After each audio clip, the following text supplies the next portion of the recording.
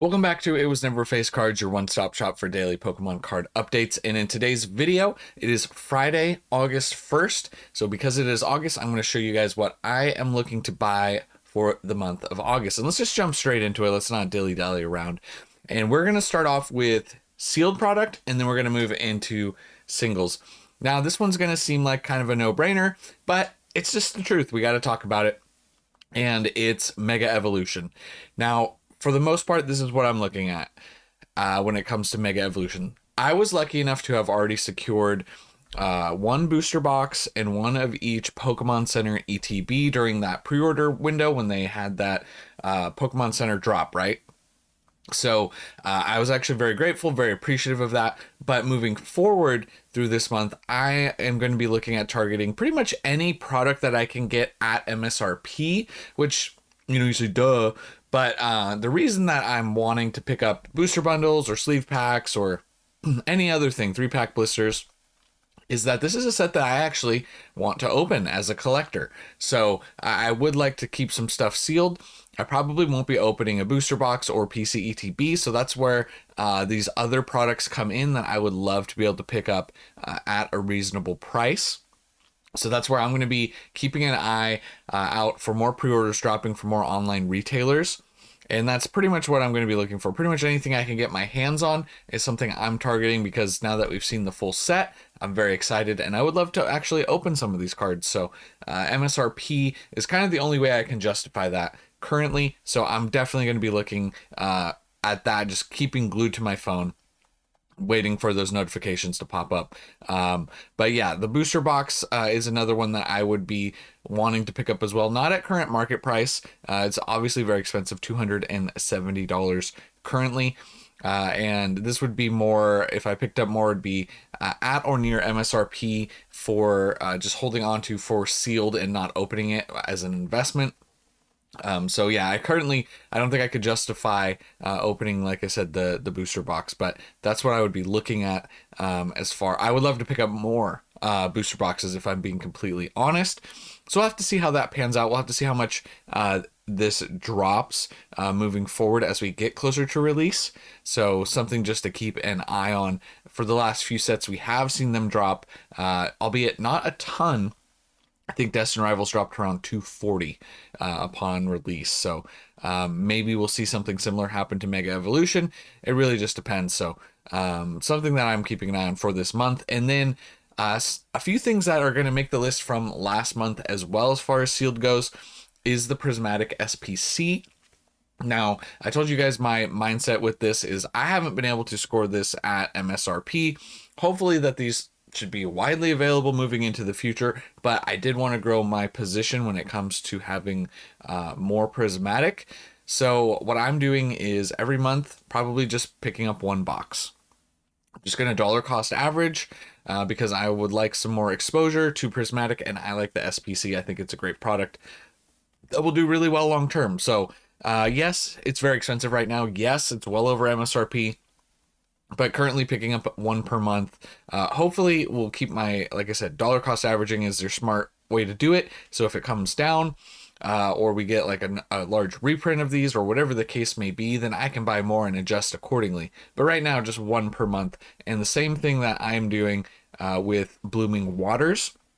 It's just that I want to have more sealed 151 in my collection, because I don't honestly have as much as I would like.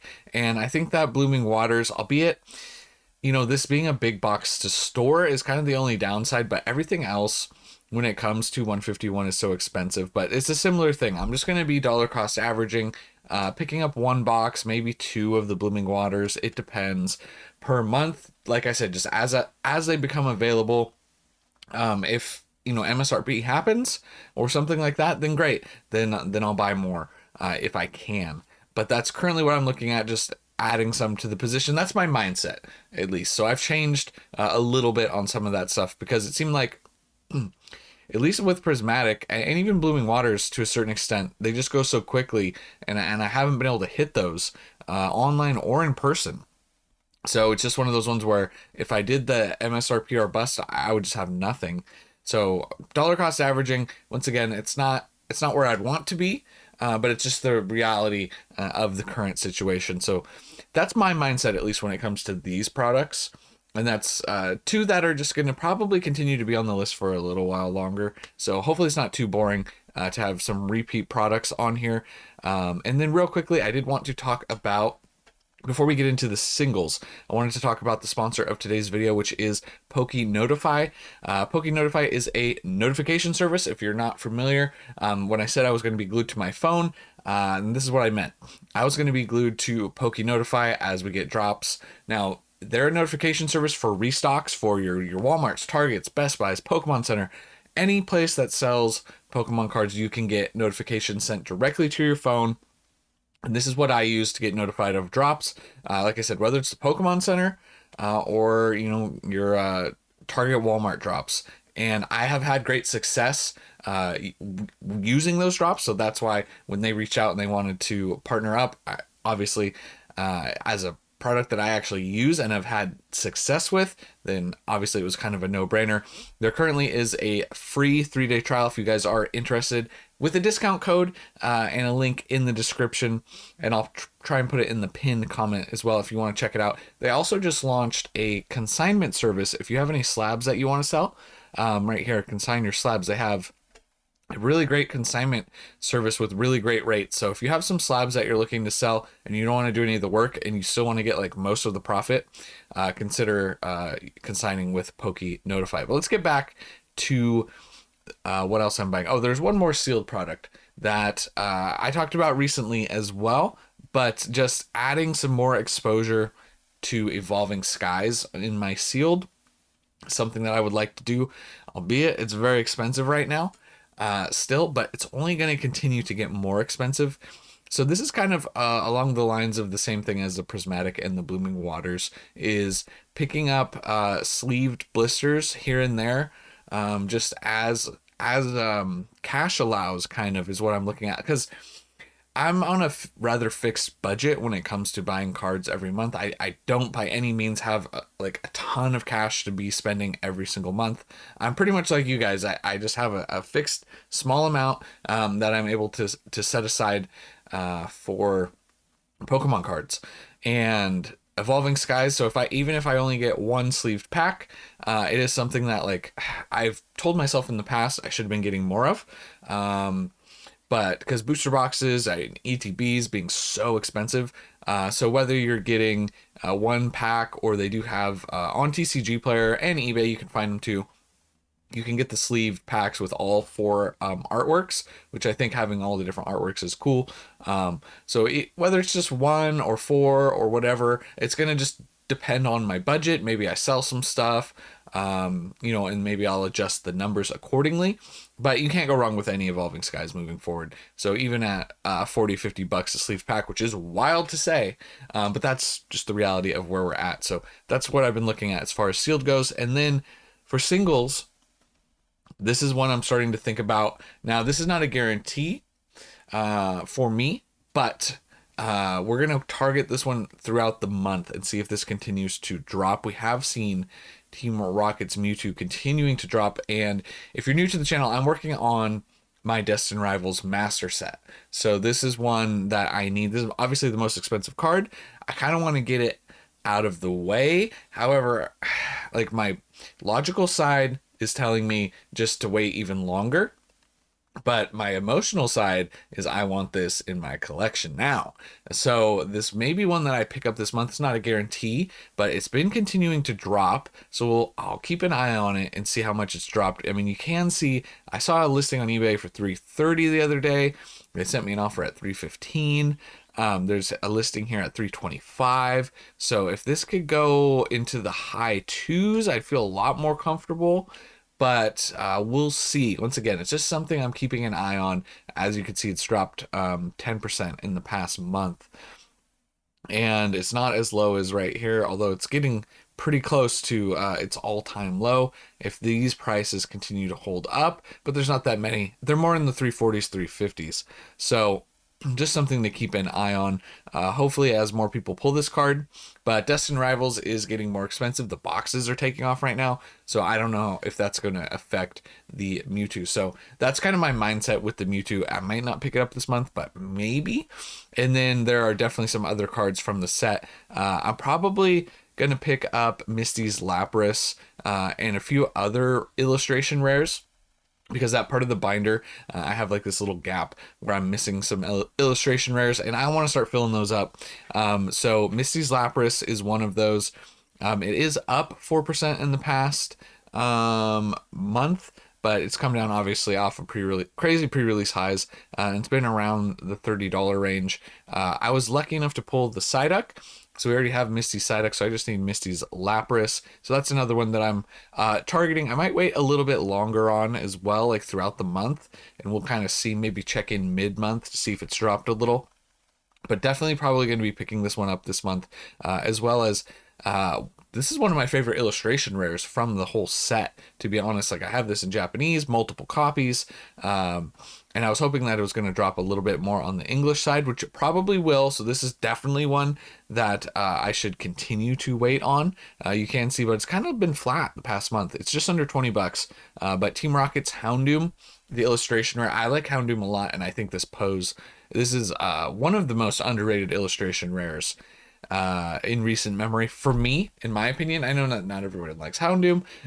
People apparently don't like this card as much as me. I think this should be way more expensive because I think this is an absolutely sick card. But I'm totally fine with people not liking it. It makes it more affordable. So this is one that I'll probably pick up multiple copies of.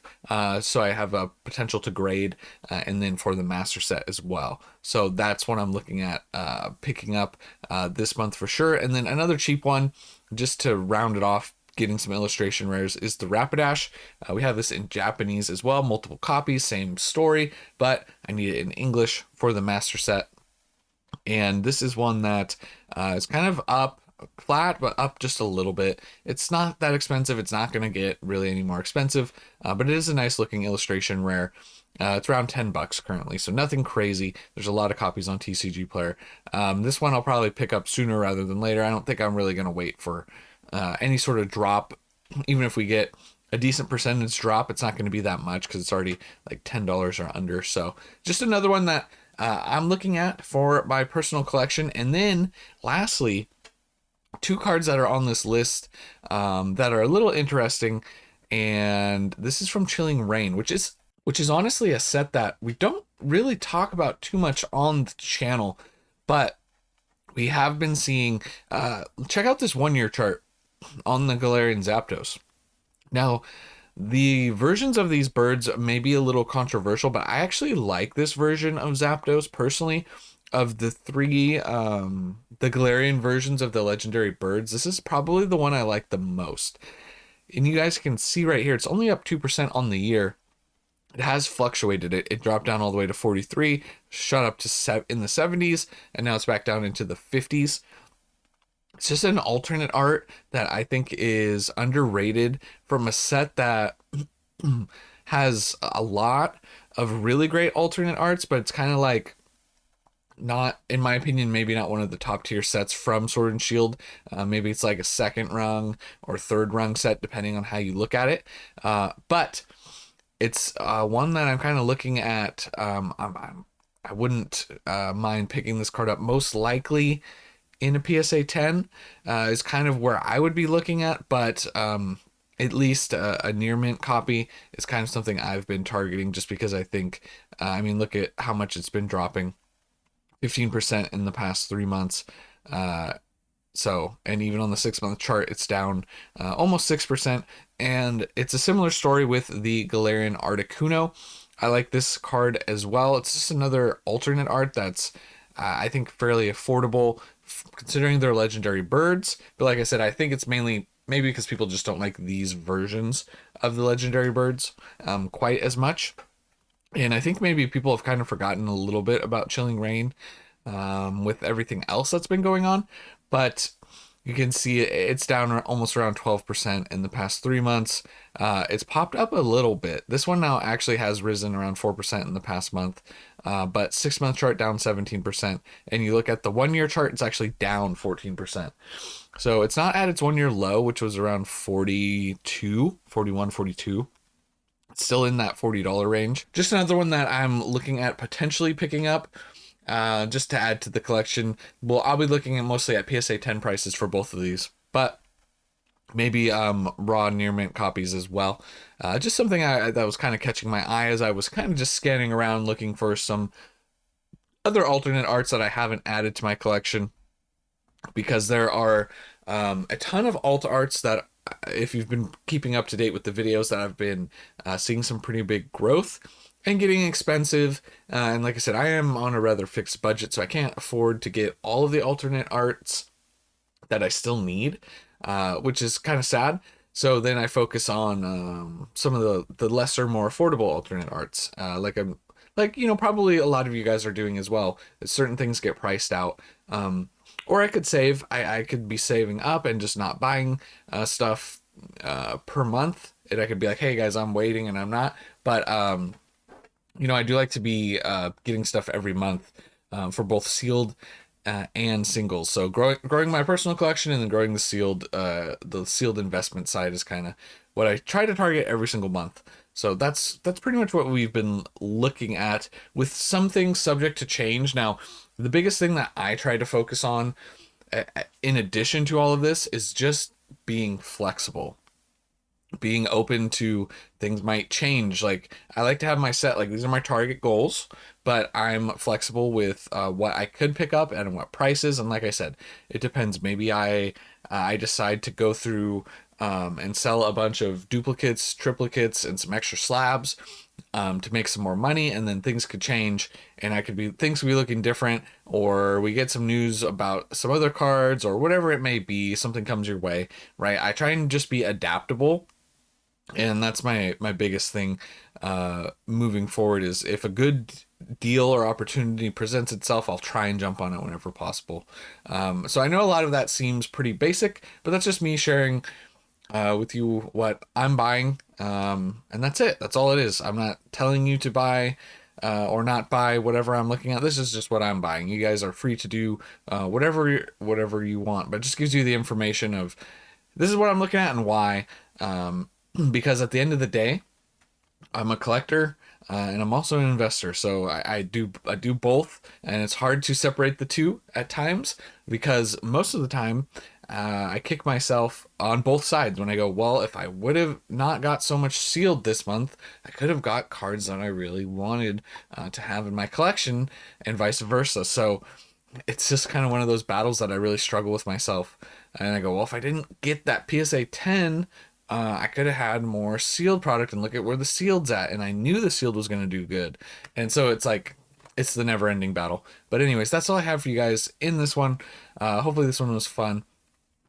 Super random. If you guys want to get a cool shirt, I never talk about this either, and it's at the end of the video, so you guys probably won't really see it.